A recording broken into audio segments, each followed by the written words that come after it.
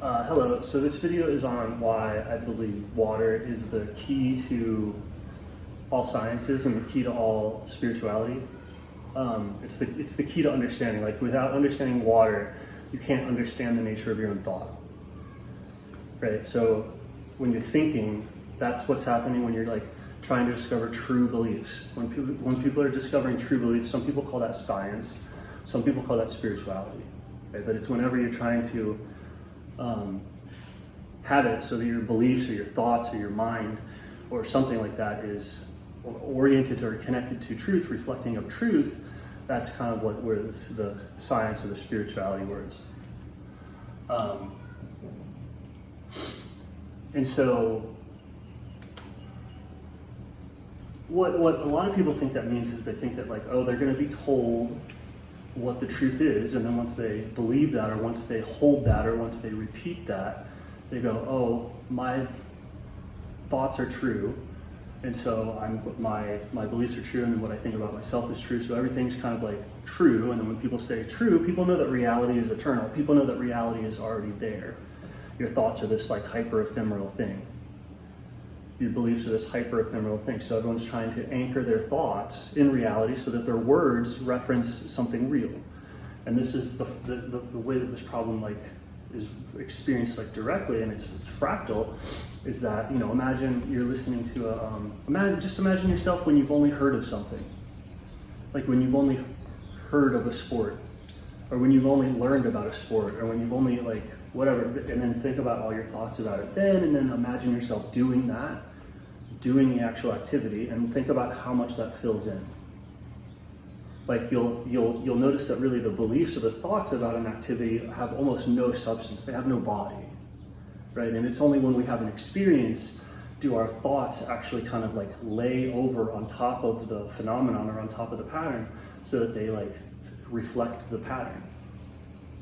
And it's like, so we want our thoughts to just form a surface against reality, and we go, oh, there's reality.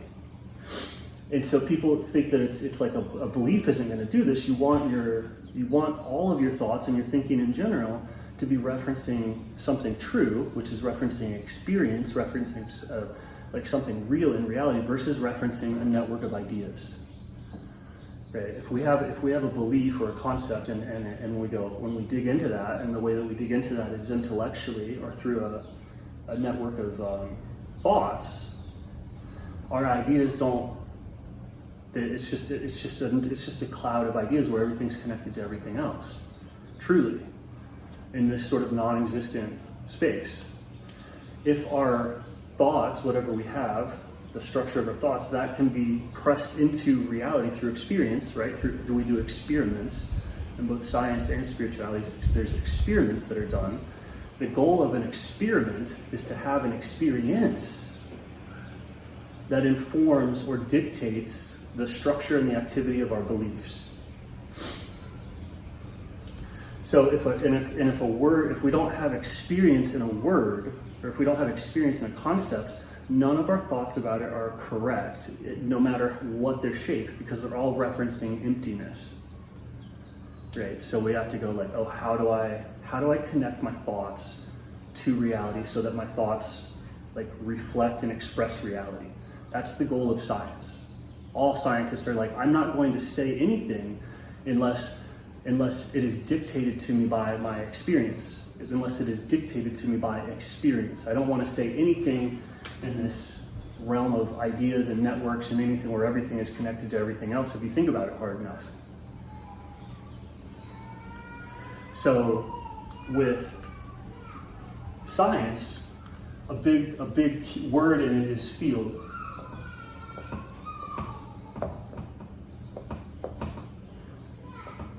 And so how can we possibly learn about fields? How can that word have any meaning or any reference to reality unless it's connected to a perception? Right? Like when I talk about a field, what does that word impact? What does that word lay over in reality? And the only thing that can fill in our concept of field so that it has meaning is water. It's the first thing. The same way that water is what allows us to learn about what waves are. Water is what allows us to learn about what a field is, because this is a field. So when somebody goes, what's a field? I can go, it's right there. I don't have to say the right thing. Right? So with science and spirituality, you want to develop a vocabulary where you go, oh, what are you talking about? What's this term? And I go, the quantum field, the field of consciousness, the field of mind. And you go, what are you talking about? And I can either explain what a field is, or I can go, this is a field. And it's the same thing with waves. When I'm talking about waves, right, when light is making electromagnetic waves, this is the only way that you can understand light. This is the only way you can understand sound, because you can't see light or sound except through an instrumentation, and you wouldn't know to look for it with the instrumentation unless you already knew what a wave was and what a field was and what a medium is. Water teaches you that stuff unconsciously. But if you want your scientific vocabulary to be more capable, you have to go back to the foundational perceptions that started the category in the first place. Right? So field is of utmost importance in the science and the vocabularies, and as is waves, because it's most of our study is of like things that emit a certain light, and then we go over and grab them. So light and the phenomenon of light behaves like a wave. And if you study it the wrong way, it looks like a thing, right? It's just a wave. Light is depicted as a wave. It is, so when you go, what is a wave? Like light, you go, oh, light's behaving like a wave. What do you mean by that? And you go, it's like this. This is every child's first category of waves. This is every child's first category of fields. So this is everybody's potential in understanding like quantum mechanics, physics, light, material, matter, time. Time behaves in waves. Time has currents to it. Time has flow. So does consciousness. So does mind. All of these most fundamental things about life behave with these qualities that we can know no other way than through water. Right? So a field is, we could have a bullet point, a list of what is a field. It's what is this? It's a volume, it's a space, it has a boundary, right? It's a field's here, it's here, but it's not here. This is the quality of the field, and there's nowhere, I can't find anywhere that water exists or a field exists without all of these principles and all of these qualities. So a field is not just a thing in and of itself, it's not just the water, it's also what is outside the water, because if you can't go outside of the field, there's no possible way to fathom it or think about it. It never stops or starts or even exists, right? You have to find the boundary. And then that's the problem with thoughts in the first place, like thoughts and ideas and that mental conceptual realm. There's no boundary to it, right? That's what the people that get stuck up in this mental realm are psychopaths, mind pathology, right? There's no boundary between self and other. They have no boundary, right? That's why they're violent. That's why they yell. It's like, that's why when we suffer from disassociation, when we go up into the mind, we lose boundary, we lose definition, we lose identity, we lose existence. Like when people are traumatized in such a way that they go, I don't really exist, I can't exist like this, you go up into non-existence. That non-existence is what you would call heaven. In ancient symbology, terminology, heaven not ever meaning like the place where there's cherubs play harps and it's nice and there's just nothing but pickleball all day, right? Not boomer heaven, but heaven would be the realm of ideas, the realm of the platonic forms. Earth being the realm of substance, potential.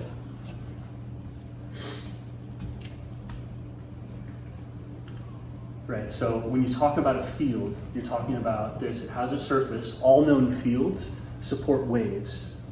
Where do fields support waves? Waves are supported on the surface of fields. So what's happening at a field is that a field always has a boundary point with a different type of field. Like air and water are both fields.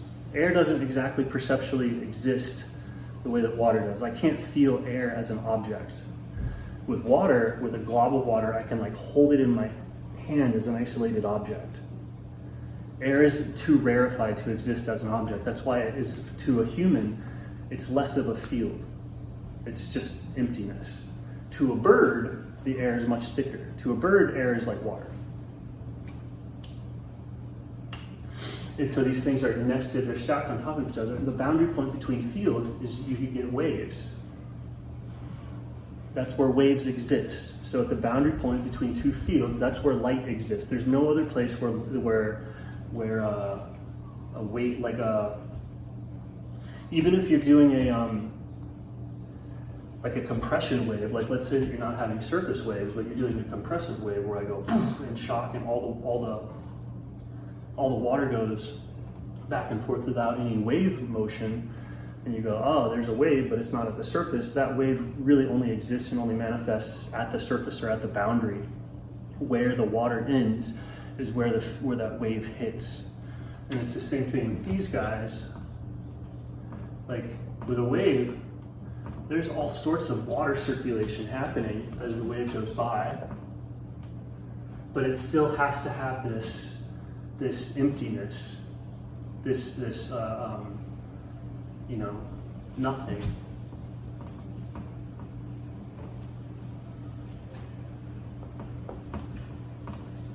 Right? Ideas have less substance than reality. That's the problem with science and spirituality, is our ideas don't exist. Okay, so how do we make them exist? We get them to rest on reality. And where the field and the mind come into contact, you get the possibility for pattern. Right? Because it's all waves? It's patterns. What are patterns? It's musical.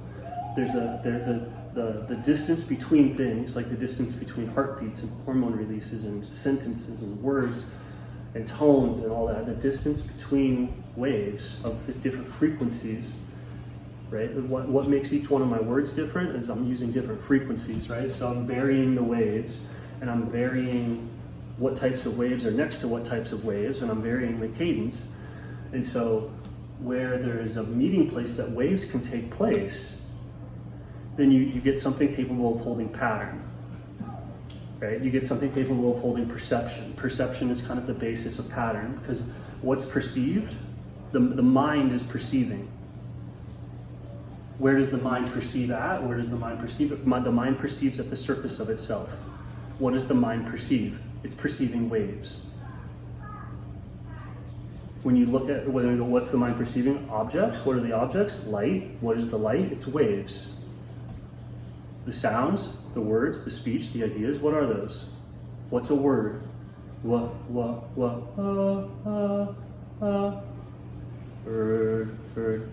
Do. I'm just changing the wave, right? And that's what causes the objects to look different. The TV screen is just changing the waves coming out. The mouth is just changing the waves. So there's just waves everywhere, right? Waves are only happening, these types of waves are only happening at the boundary point between two fields. There has to be two fields, there has to be two mediums that are separate from each other that kind of coexist. And lots of stuff can happen at this boundary point or this medium, right? You can have an object in the medium of mind, right? Like the body. You can have an object outside the medium of mind, because at any point you're going to be aware of two different things. If you're aware of anything, you're aware of the surface. That's the only place that you can see things. That's the only place that you can see objects. So if you're at a surface, if you're at an experience, there's two places you can be. You can either be in the rarefied experience, or you can be in the denser experience. You can be in the water or in the air.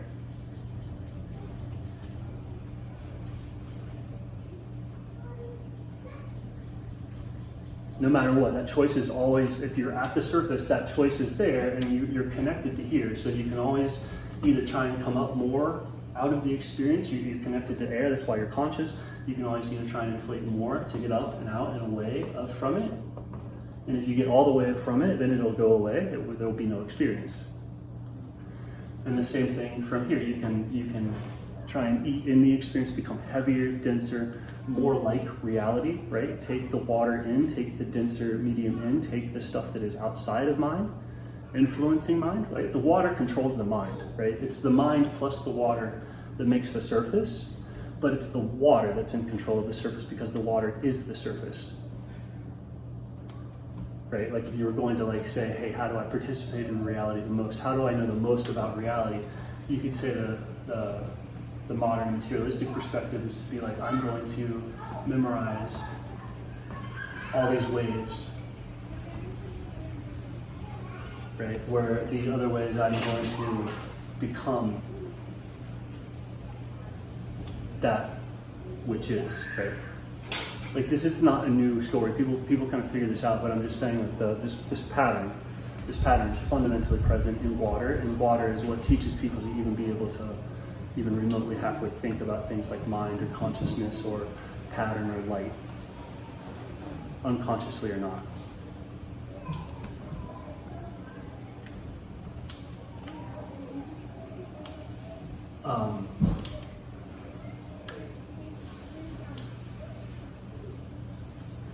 And so this, when you look at water and you look at waves, you can learn about the nature of waves. Like how is it that like mediums hold patterns? And so you'll see really cool stuff like how waves have this like circular thing. You'll see the different densities. How do boundary layers form? Like a surface can form between hot and cold water. The medium just has to be different.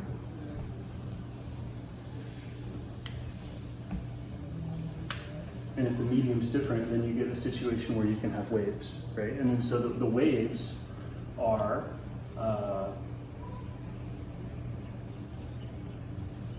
like movements of the field. And so this thing that you can see in water is the behavior of the mind. It's the behavior of reality. It's the behavior of thoughts itself, because it is that. Right, this is our body, right? We're the water, and then at the boundary of the water, the water is up against bones, the water is up against cells, the water is up against water of differing pHs, different things dissolved in it, different charges.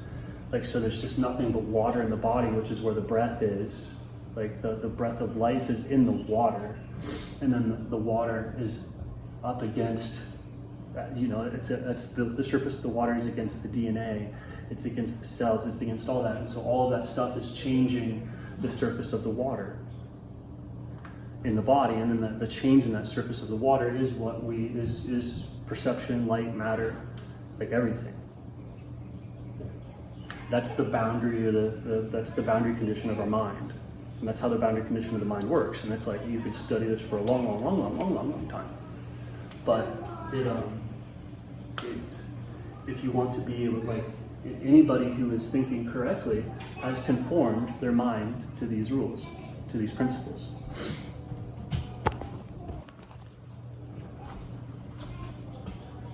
Reality conforms to these principles. That's why the main sacraments of initiation historically have all been immersion in fields.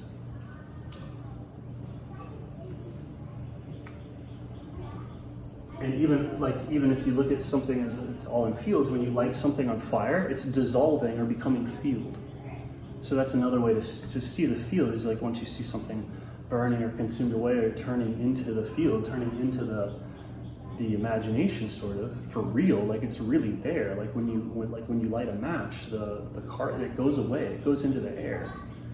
And if you watch that long enough, you go, it's a field. There's actually a doorway or a gateway between the physical reality and the reality of the air. You can light things on fire, and it opens a channel or a bridge between the worlds. And then every single body is also a channel or a bridge between the worlds, because as you eat, you're like eating food and you're wanting it to like dissolve. Everything you eat, you're trying to turn it into water. It's like a sacrifice into the water, and then the water crystallizes a new body. So it's like all life and everything is taking stuff in, dissolving it, and then excreting new boundary. Like you excrete a body so that you control the boundary condition of the water. The water is controlling its own boundary condition with bodies.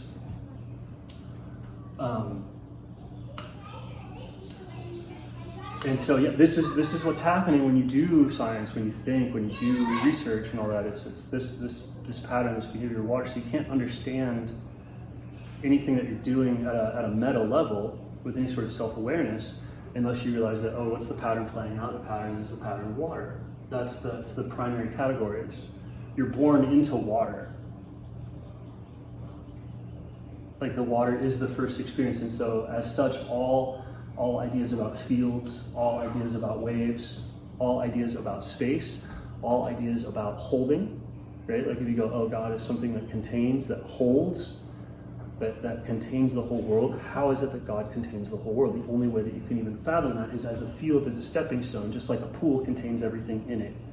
So when you're trying to go like, oh, well, where is the thing that holds all things? You're trying to reference a field. You're trying to say, oh, there's a field around all of this stuff. And if there's not a field around the stuff is a pattern on the surface of the field. That's the only thing, that's the only options that can possibly exist for existence, because the only thing you can see or experience is a wave. So the only thing that is on the only type of wave that you can see is when you're at the boundary condition between two fields.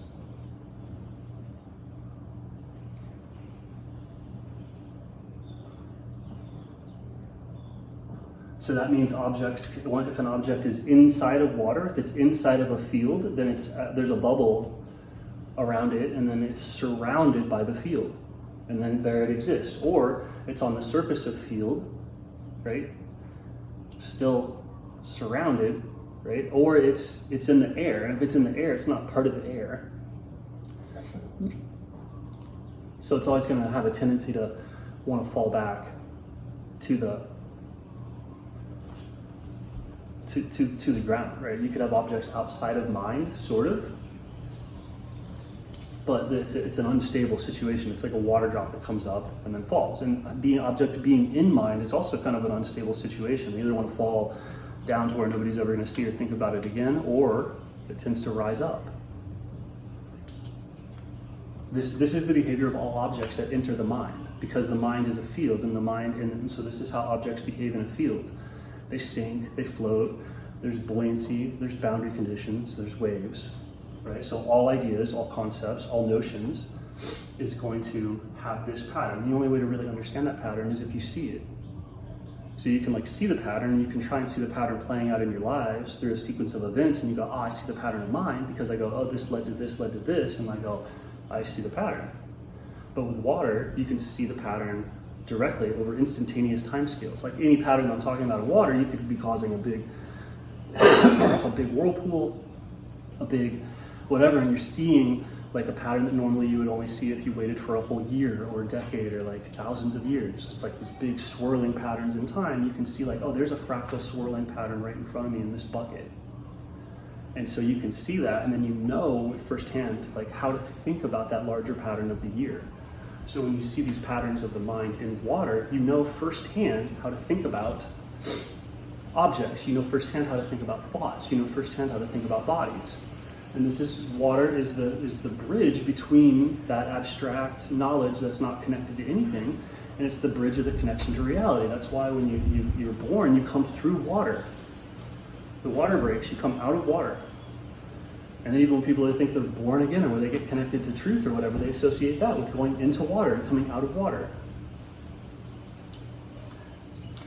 This is the substance that gives any of the words experiential definition. So it makes it so that our words reference reality. Otherwise, we'd be talking and we'd go anywhere. But because of water, we talk and it lands right here at this surface. I'm talking about that.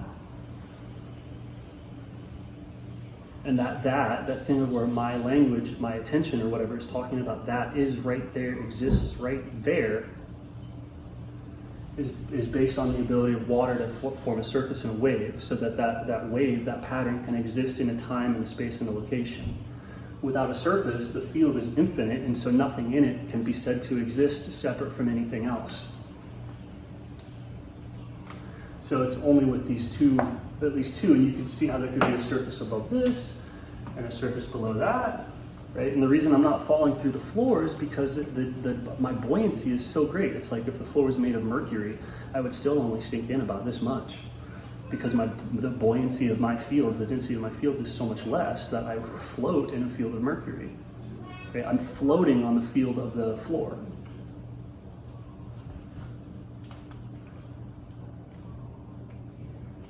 So I might sink into this field, and then this would be impenetrable because I have too much buoyancy. And then this is like stacked ad nauseum. So you just have to study this so that your words, when you reference anything, thought, learning, anything, is at least this is where your language started to begin with. So if you want to go to square one, this is square one, linguistically, perceptually.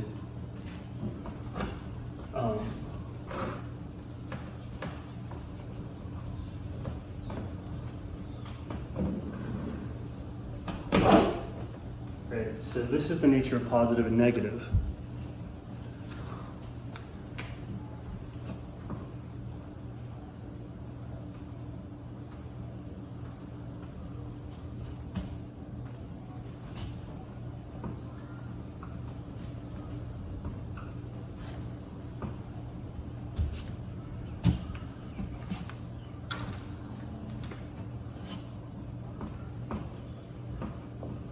So people think there's positive and negative things. There's not actually positive and negative things because there's just, anything that you're looking at is only one thing. It's the substance that's doing the waves that you're looking at. So everything you look at is only one thing. There's not positive things, there's not negative things. There's just that substance doing a pattern. The ether is doing a pattern. So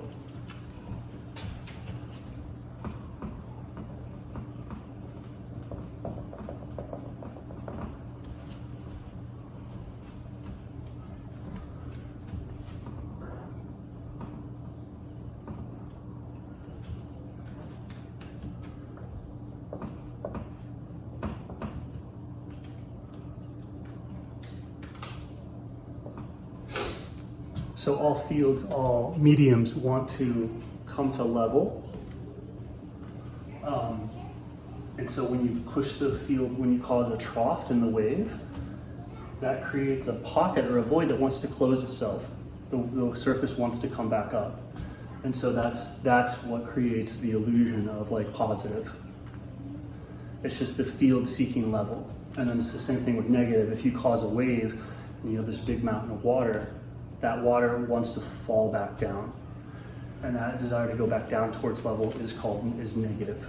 It's an accumulation of, like, if we're talking about the electromagnetic field, which is what causes all objects, an accumulation of the electromagnetic field is like an accumulation of electrons. Because that's the name that we call for the units of field that we're capable of like detecting. So the units of the electric field, the electron, creates an electric charge or a negative object. And then if we take all of that away, if we push the electric field out of the way, and what you're left with is just the bare ground, sort of, right? Just the frame, just the skeleton, just the object, then that object seems positively charged because the water wants to go back towards level, and there's a lot of space there for it to like soak in or absorb or go back to that level. So what's going on with atoms, right, where you notice a strong positive core, it looks like it behaves like positive, and then negative on the outside, you're looking at just a crest and a trough. Right, so everything is just compounded hydrogen, basically. So you're looking at, with hydrogen, you have a wave and then an absence. All of the electrical energy is in that part of the wave, and then there's an absence, and that's what creates a wave, or that's what creates a single object. And you go, well, how is this happening? And it's it's not just ocean, it's not just waves, right? Things are more complicated than just waves. It's not just up and down. It kind of is. A way of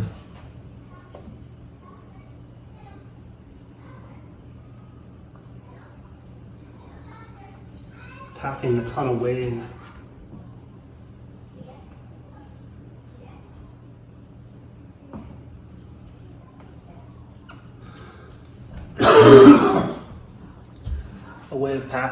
waves into something like an object. You'll see here that because of the vortex, it creates a big pocket, like a deep pocket. You can actually get the water to clear out very deep, and so this creates a lot of, that looks like an accumulation of positive charge, because you're creating a very deep hole. And then that vortex is pushing out on all the water, and so that looks like its identity areas where it's capable of holding or pushing all this water at bay. So it's getting sucked down, and you go, oh, where's the water going? It looks like you have this event where it's like the water's coming in, and then the water, once it leaves the vortex, it's just the water at large, right? And water at large is what is coming into the vortex to begin with. So it looks like there's this like return circuit in a way, but it's not exactly a circuit. It's just the medium behaving like that. And so this is there's like strong deflections based off of different buoyancies. These things kind of want to maintain themselves, so they push off of each other. If they don't destroy each other, like these things kind of like push off of each other and deflect.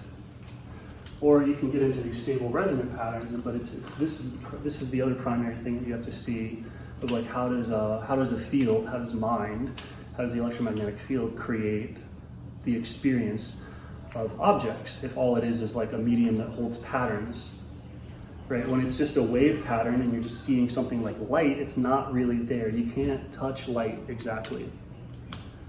You kind of can, but it's ephemeral. It's like trying to touch waves. It just goes away. If you get the water spinning or cycling, right? People say it's like, oh, light stuck in a pattern or a higher vibrational pattern. If you get the medium cycling and all that, then all of a sudden the current has this, it's hard to go into the current because you get deflected so hard, right? Like if you start cycling water hard enough, you'll be deflected more than sucked in. And it won't want to let you in, the current will want to push you out. So it has like, so all of a sudden you have the water, you have the field, and it has kind of an objectness to it. It has a self-preservation upon touching. Like if you touch a vortex or a double helix thing, it has a tendency to want to remain. Whereas if you just touch a wave, you either like go into the wave, become the wave, stop the wave, it starts a new wave pattern. Just the surface waves are not very strong. And then you could go, oh, there's big currents down here, right? But the currents aren't really associated with waves. So it is kind of the movement of reality, but it's not anything anybody can ever experience. You'd have to just assume it because it's just in this invisible area in the field that you could go down to and like feel it, because you could swim down and feel a current, but you're not going to see it the same way that you see a wave, right? But when you have a vortex or whatever, that lets you actually start to see the current and the waves become one with this like cycling pattern. So time, when water starts to behave like time or go into cycles, go into time, it has this, the wave adopts current-like nature and becomes an object. And so all of this is negative. And then the core, or the center of the object, is void, it's a space. It's not actually positive, it's just a lack of negative. And this is usually driven by energy from up here is usually wanting to get down to a lower energy state.